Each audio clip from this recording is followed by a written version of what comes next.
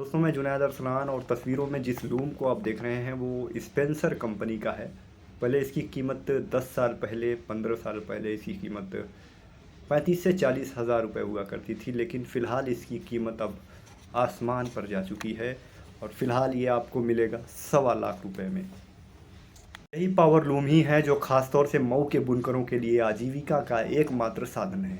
चूँकि इन दिनों साड़ी मार्केट में ज़बरदस्त मंदी पड़ रही है, 14 से 15 महीने हो गए और ये बुनकर बेचारे इसी तरह से ज़िंदगी गुजारने पर मजबूर हैं और बुनकरों के चेहरों पर इन दिनों चिंता के गाढ़े निशान देखे जा रहे हैं। चूँकि हर रोज़ कुआं खोदकर पानी पीने वाले समाज के इस गरीब तबके को इन दिनों साड़ी बुनने का ऑर्डर कम ही मिल रहा है, जिसके नतीजे में मऊ के बुनकर या उनके बेटे या तो विदेशों का दौरा करने पर मजबूर हैं, पलायन कर रहे हैं रोज़गार के चक्कर में, या फिर मजदूरी या ऑटो चलाने पर मजबूर हो गए हैं। उनके बच्चों का शैक्षिक भविष्य भी अंधेरे में पड़ गया है।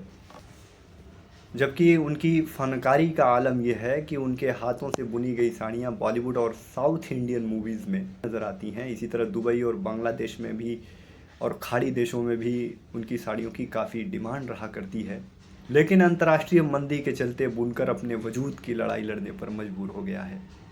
उत्तर प्रदेश में किसानों के बाद सरकार के खजानों में सबसे ज़्यादा राजस्व डालने का काम यही बुनकर करते हैं। इसलिए सरकार को भी चाहिए, उसका भी ये फ़र्ज़ है कि बुनकरों के उत्थान और उनके व्यापारिक विकास के लिए सरकारी मंडियां कायम करे और सबसे ज़्यादा जो उनकी बुनियादी ज़रूरत है बिजली, उस पर भी फोकस होना सरकार का ज़रूरी है।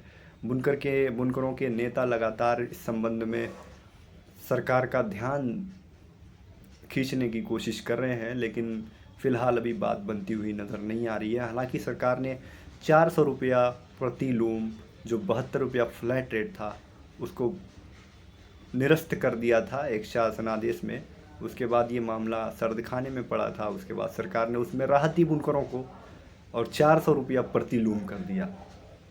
लेकिन ये बुनकरों के लिए ये भी एक उन्हें भार मालूम हो रहा है, चूँकि ये रकम उनके लिए बहुत बड़ी रकम है और बत्ती का अलग से देना है, जैसा कि सरकारी अधिकारी कह रहे हैं उनसे। इसी तरह बुनकरों को बिजली विभाग का भी सितम झेलना पड़ रहा है।